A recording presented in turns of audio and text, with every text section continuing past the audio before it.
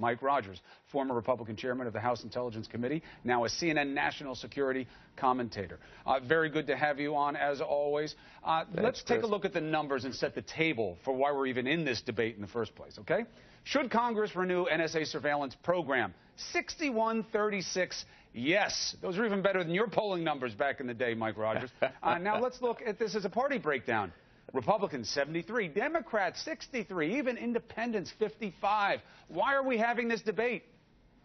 That's a great question. And unfortunately, I think it has more to do with presidential politics than it does the national security of the United States, and that's what worries me.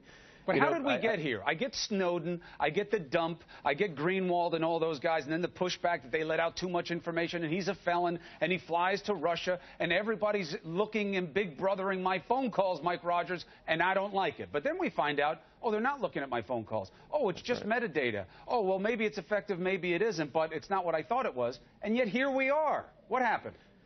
Well, a whole host of things. And I think the Snowden, when he went public with stolen information that belonged to the American public, it created a huge misinformation campaign that started. And even, candidly, the media fed into it. Mass surveillance. When you hear those kinds of terms, people thought, hey, they're listening to all my phone calls or recording my phone calls, or they're recording all my emails and then reading them when they want to. None of that was true. And I think over time, the facts came out. People realized, hey, this is exactly what you put on an envelope that you put in the mail that you give to the U.S. government, the post office every day, the to from. That's what they were holding. So there were changes made last year to say, okay, the NSA isn't going to hold that information. We're going to keep it at the phone companies. We'll go do it that way if that makes the public feel better. So all of those accommodations happened. I think the public said, yeah, that sounds fair. No abuses were publicized. Obviously, people were not getting abused by this.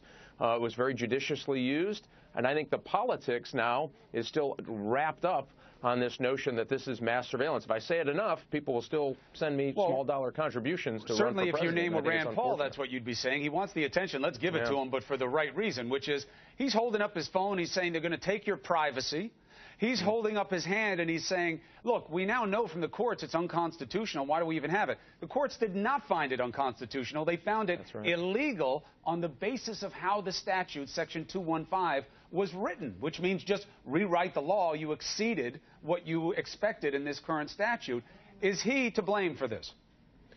Well, I think he certainly shares the blame, and there's a lot of politicians that use this issue to try to say we're the only ones that care about your civil liberties. It's only us, and you have to be for us. And they took that ideological hard ground, not realizing that the American public was fast ahead of them. They understand that ISIS, when they pick up the phone in Syria and trying to call in the United States, we ought to have an investigative tool to figure out who that is. Now, here's what. By the way, they're smart enough to know, and they call them burn phones, Chris. Yes. This is really important. So we saw this in criminal activities when I was an FBI agent, and certainly terrorists are on it. They'll use a phone for a day, maybe 2 days, then they throw it away.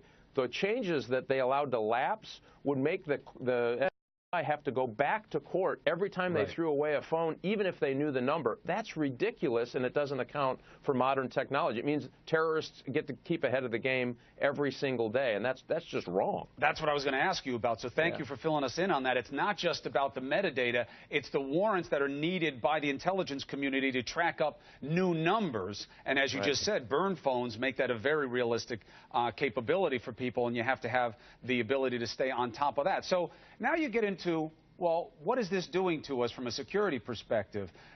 You'll help me with this because I'm getting two different ideas coming at me. One is, hey, every day that I can't do this stuff, I'm farther behind the guys I was chasing before. And then I'm getting the other one is, I got to tell you, metadata was a real headache for me anyway. It's not really the way I'm going after bad guys. What do you think, Mike? Anytime you take an investigative tool, so the metadata, they say, well, there was no smoking gun on metadata.